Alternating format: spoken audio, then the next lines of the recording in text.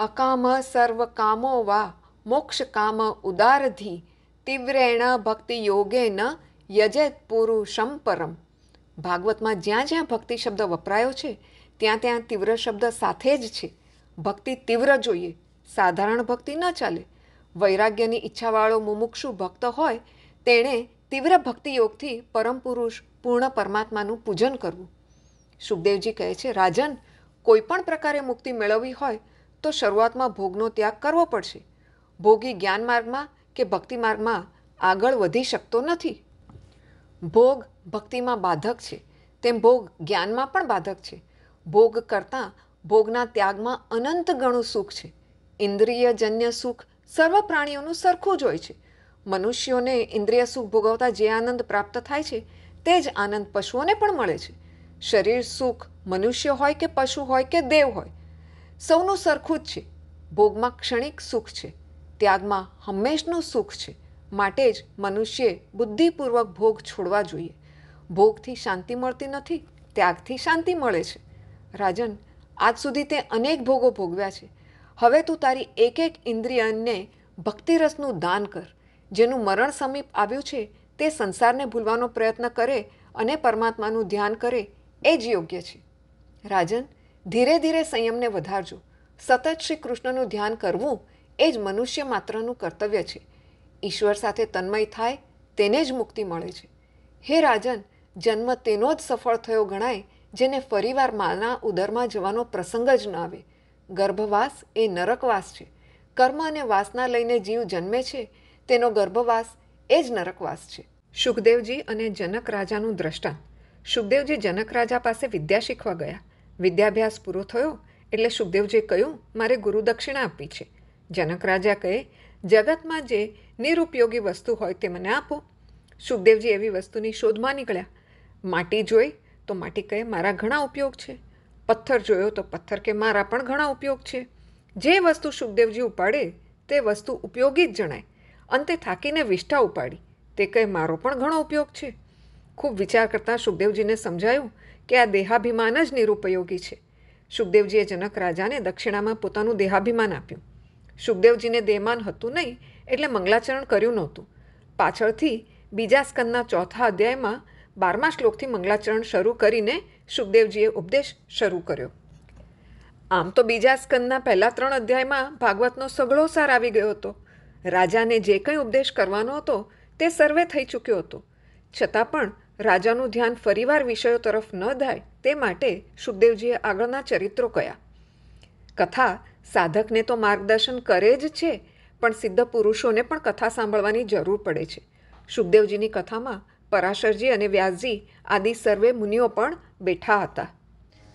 નમઃ પરસ્મૈ પુરુષાય ભૂયસે સદુદ્ભવસ્થાન નિરોધ લીલયા ગૃહીત શક્તિ ત્રિતયાય દેહિનામ અંતર્ભવાયાનુપલક્ષ્ય વર્ત્મને નમો નમસ્તે સ્તવૃષભાય સાત્વતામ વિદુર કાષ્ઠાય મુકુ યોગિનામ નિરસ્ત સામ્યાતિશયન રાધસા સ્વદામની બ્રહ્મણી રંસ્યતે નમઃ. પ્રભુની સ્તુતિ કરતા સુખદેવજી કહે છે, જે મહાન ભક્તવત્સલ છે, હઠપૂર્વક ભક્તિહીન સાધનો કરવાવાળા જેની છાયાને પણ સ્પર્શી શકતા નથી, જેની સમાન કોઈનું ઐશ્વર્ય નથી તો પછી અધિક તો કેવી રીતે હોય જ.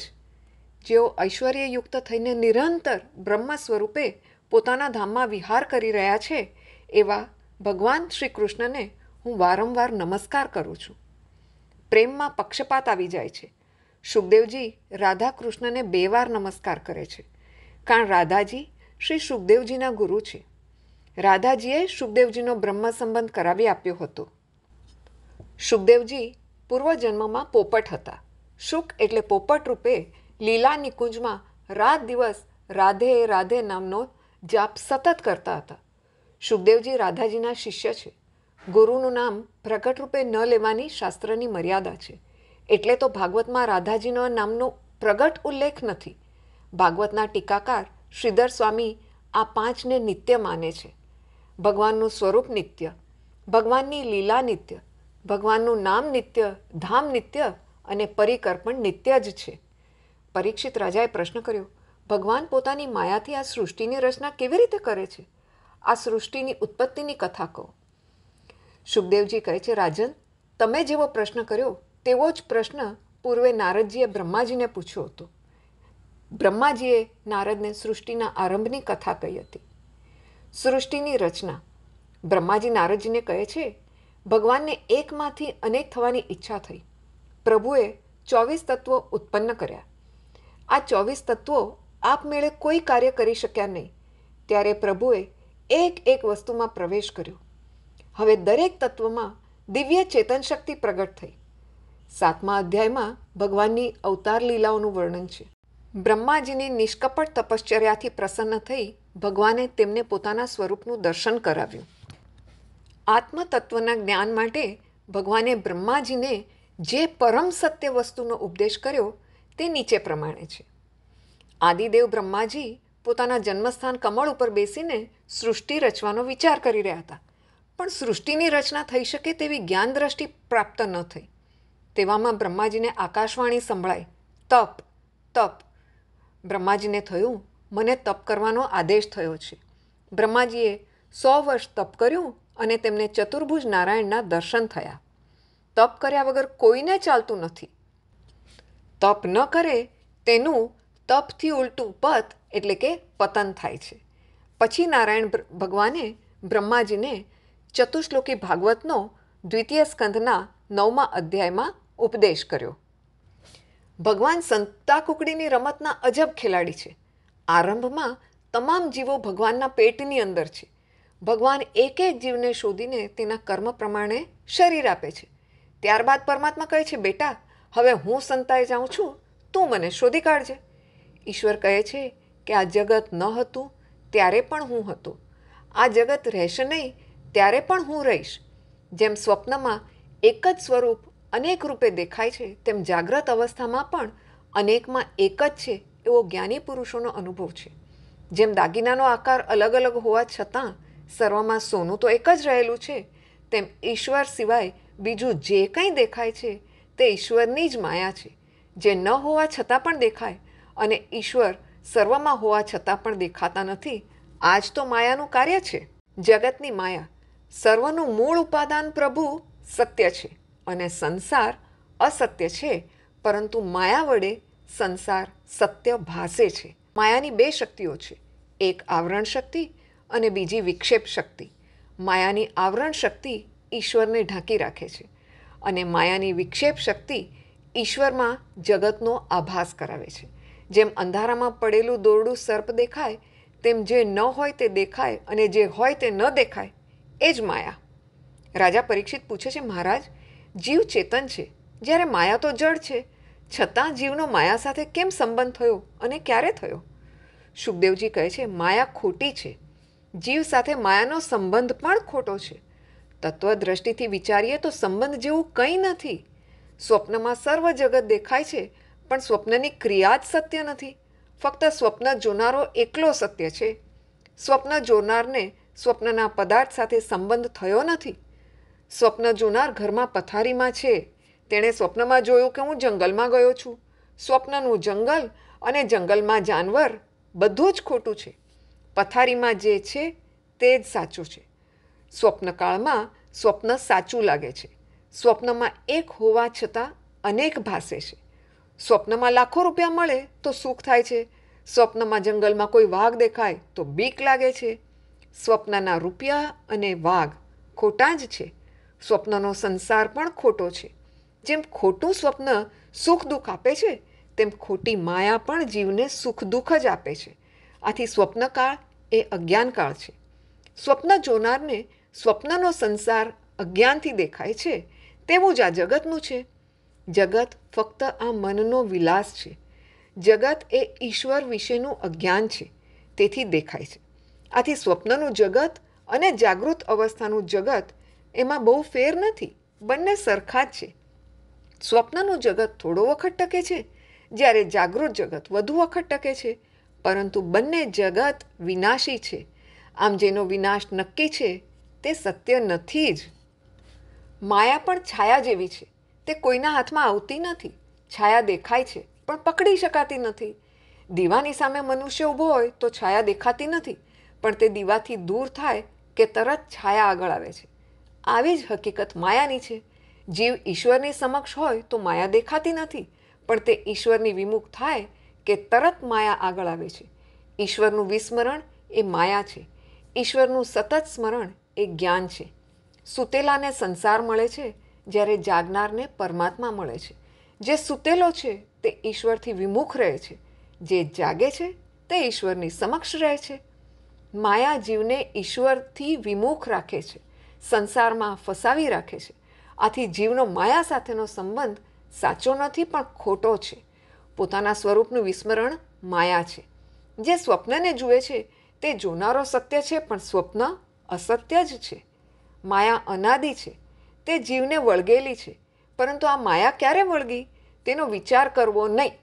માયા એટલે અજ્ઞાન. અજ્ઞાન ક્યારથી શરૂ થયું તે જાણવાથી શું વળવાનું છે? માયા જીવને ક્યારથી વળગી તેનો વિચાર નહીં કરવો.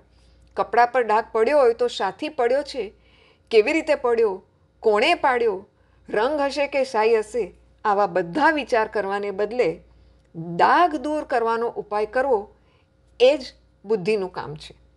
એવી જ રીતે માયાનો બહુ વિચાર ન કરતા માયાપતિ પરમાત્માને શરણે જવું એ જ હિતાવહ છે. સુદામાજીની વાર્તા. એકવાર સુદામાજીએ શ્રી કૃષ્ણને માયાના દર્શન કરાવવાની માગણી કરી. શ્રી કૃષ્ણએ કહ્યું, સમય આવે એ દર્શન કરાવીશ, ચાલો પહેલાં ગોમતીમાં સ્નાન કરવા જઈએ. શ્રી કૃષ્ણ સ્નાન કરીને પિતાંબર પહેરે છે. સુદામાજી ગોમતીના જળમાં ડૂબકી મારી ત્યારે પ્રભુએ પોતાની માયા બતાવી. સુદામાને લાગ્યું કે ગોમતીમાં પૂર આવ્યું છે અને તેઓ તણાતા જાય છે. એક ઘાટ આવતા તેમણે ઘાટનો આશરો લીધો. ફરતા ફરતા એક ગામ પાસે આવ્યા. ગામમાં પેસતા જ એક હાથણીએ ફૂલનો હાર સુદામાજીના ગળામાં નાખ્યો. લોકો સુદામાને કહે છે, અમારા ગામના રાજા મરણ પામ્યા છે. આ ગામનો કાયદો એવો છે કે રાજાના મરણ બાદ હાથણી જેને માળા પહેરાવે તે રાજા થાય. તેથી તમે અમારા રાજા થયા. આમ સુદામાજી રાજા બન્યા. એક રાજકન્યા સાથે તેમનું લગ્ન થયું. 12 વર્ષ સંસાર ચાલ્યો. 12 પુત્રો થયા. એક દિવસ રાણી બીમાર પડી અને મરણ પામી. સુદામાજી રડવા લાગ્યા તો લોકો કહે છે, રડો નહીં, તમારી પત્ની જ્યાં ગઈ છે ત્યાં તમારે પણ જવાનું છે. અમારા ગામનો કાયદો છે કે પત્નીની સાથે પતિએ પણ અગ્નિમાં પ્રવેશ કરવો પડે. આ જાણી સુદામાજી પત્ની માટે રડવાનું છોડીને પોતાના માટે રડવા લાગ્યા. સુદામાએ કહ્યું, મને એકવાર સ્નાન સંધ્યા કરી લેવા દો. તેઓ સ્નાન કરવા ગયા. ચારે બાજુ ફરતા પુરુષો ઊભા હતા. તે નાસી ન જાય એનું ધ્યાન રાખવા. સુદામાજી ખૂબ ગભરાયા અને પ્રભુને યાદ કરવા લાગ્યા અને રડતા રડતા નદીમાંથી બહાર નીકળ્યા તો સામે શ્રી કૃષ્ણ ભગવાન હસતા હસતા પિતાંબર પહેરી રહ્યા હતા. ભગવાન પૂછે છે, સુદામાજી કેમ રડો છો? સુદામાજી કહે, આ બધું ક્યાં ગયું? મને તો કંઈ સમજાતું નથી. ભગવાન કહે, જોઈને સુદામાજી માયાને. આનું નામ જ માયા. માયા એટલે વિસ્મરણ. માયાના 3 પ્રકાર છે: સ્વમોહિકા, સ્વજન મોહિકા અને વિમુખ જનમોહિકા. જે સતત બ્રહ્મદ્રષ્ટિ રાખે છે તેને માયા પકડી શકતી નથી. તત્વદ્રષ્ટિથી જોઈએ તો માયા જીવને વળગી છે એ ખોટું છે. માયા નર્તકી છે, એ બધાને નચાવે છે. માયાથી બચવું હોય તો નર્તકી શબ્દને ઉલટાવો, એટલે કે કીર્તન થશે. કીર્તન કરો એટલે માયા છૂટશે. કીર્તન ભક્તિમાં દરેક ઇન્દ્રિયને કામ મળે છે. તેથી મહાપુરુષોએ કીર્તન ભક્તિને શ્રેષ્ઠ માની છે. માયાને તરવા માયા જેની દાસી છે તે માયાપતિ પરમાત્માને જ પામવાનો પ્રયત્ન કરવો. પ્રભુ કહે છે, મને જેઓ નિરંતર ભજે છે તેઓ આ દુસ્તર માયાને અથવા સંસારને તરી જાય છે. હે રાજન, સર્વ મનુષ્યોએ સર્વ સમયે સર્વ સ્થળોએ પોતાની સંપૂર્ણ શક્તિથી ભગવાન શ્રી હરિનું શ્રવણ, કીર્તન અને સ્મરણ કરવું જોઈએ. માયાની ચર્ચા વધારે ન કરતાં માયા જેમની દાસી છે એ માયાપતિ પરમાત્માના ચરણનો આશ્રય કરો. પ્રભુ ભક્તિ વધે એ રીતે આ સિદ્ધાંતનો વિચાર કરો. આવો ઉપદેશ બ્રહ્માજીએ નારદજીને આપ્યો અને નારદજીએ વ્યાસજીને આપ્યો, જેના આધારે વ્યાસજીએ ભાગવતના 4 શ્લોકના 18,000 શ્લોક રચી ભાગવત શાસ્ત્ર રચ્યું. ઇતિ દ્વિતીય સ્કંદ સમાપ્ત. કૃષ્ણાર્પણ.